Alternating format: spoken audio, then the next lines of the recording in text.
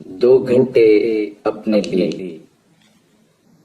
حکومتی نظام میں سیکرٹری سب سے بڑا عہدہ ہوتا ہے۔ اس عہدے پر متمکن شخص ایک بااختیار اور بارسوخ افسر ہوتا ہے۔ جو لوگ حکومتی سسٹم سے واقف ہیں وہ جانتے ہیں صدر ہو یا وزیر اعظم، گورنر ہو یا وزیر اعلیٰ، وزیر ہو یا وزیر مملکت، تمام احکامات سیکریٹری سے ہو کر نیچے آتے ہیں۔ یہ تمام لوگ سیکریٹری کو فون کرتے ہیں اور نہایت ادب سے عرض کرتے ہیں، شاہ جی، زیدی صاحب، انور صاحب، طارق صاحب یا جنرل صاحب، میں یہ چاہتا ہوں، میری یہ خواہش ہے، یا فلاں صاحب بڑے ماہر اور ذہین ہیں، آپ مہربانی فرما کر انہیں فلاں پوسٹ پر لگا دیں، وغیرہ۔ سیکرٹری اسی وقت اپنے پی ایس کو بلاتے ہیں اور اسے صدر، وزیر اعظم یا وزیر کی خواہش سے مطلع کرتے ہیں اور پھر حکم جاری کرتے ہیں، ابھی اسی وقت لیٹر تیار کر کے لائیں۔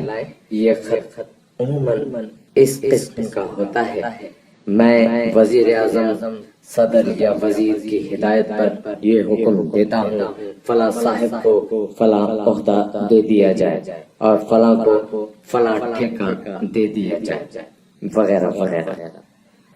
حکومتی نظام سے واقف لوگ جانتے ہیں وزیر اعلیٰ، گورنر، وزیر اعظم اور صدر کی اصل طاقت سیکرٹری صاحبان ہوتے ہیں۔ پورے ملک کی بیوروکریسی، سارے سیاستدان، سفیر اور صنعتکار ان کے محتاج ہوتے ہیں۔ ان کے ایک اشارے سے ادھر کی دنیا ادھر اور ادھر کی کائنات ادھر ہو جاتی ہے۔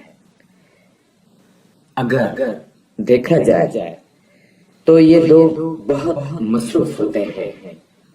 ان کا دن عموماً فجر سے پہلے طلوع ہوتا ہے اور رات 2-3 بجے تک جاری رہتا ہے۔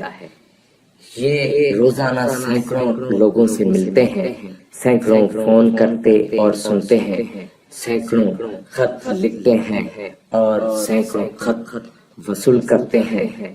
ان لوگوں کی زندگی بہت خوفناک اور قابل رحم ہوتی ہے۔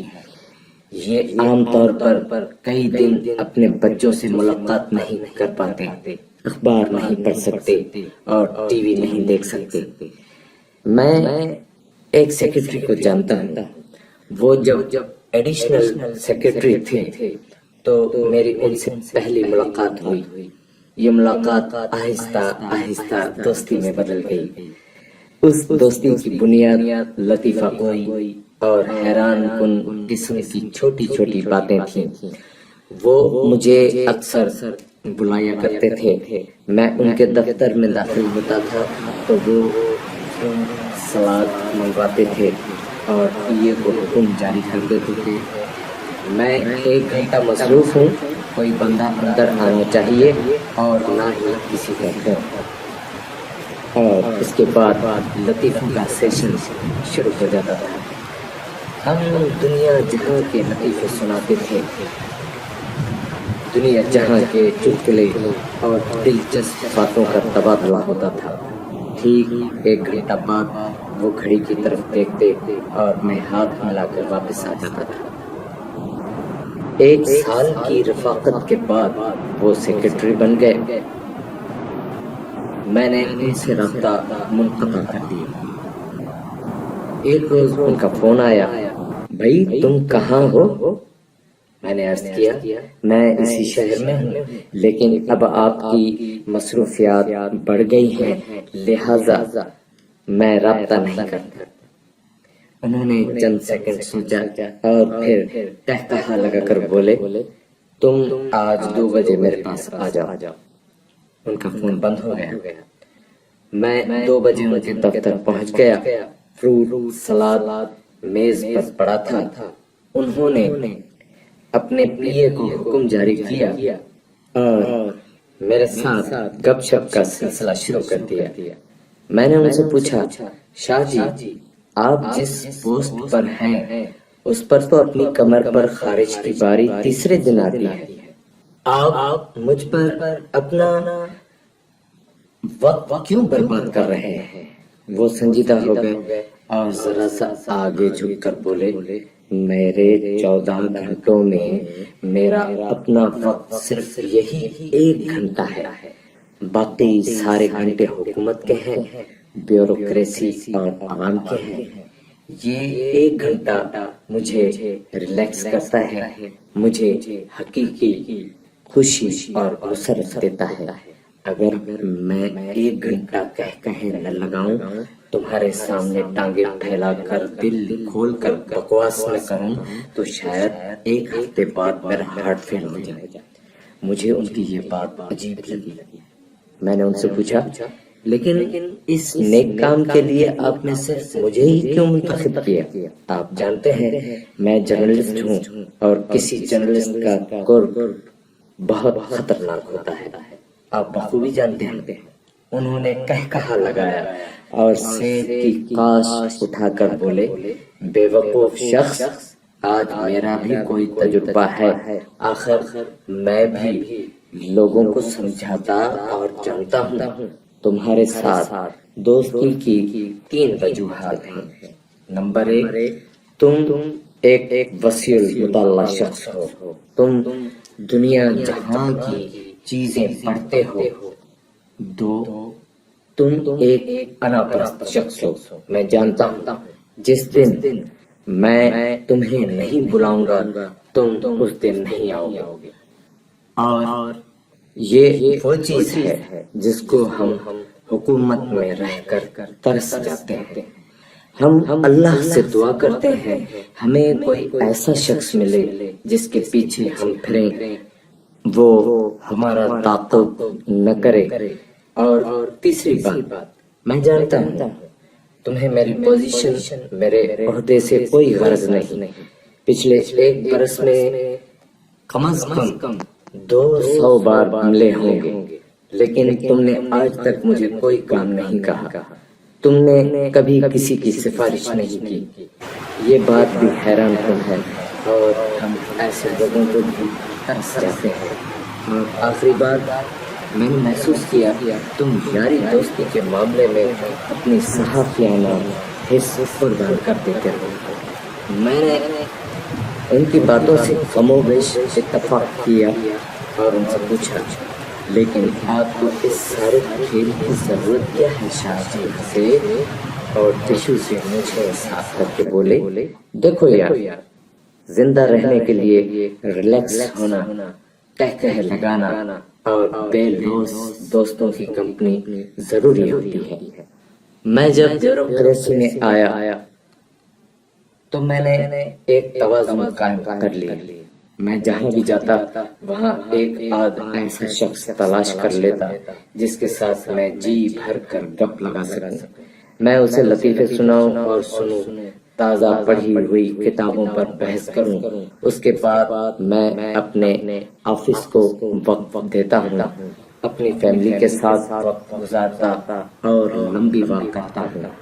یہ سلسلہ میں نے پوری زندگی جاری رکھا.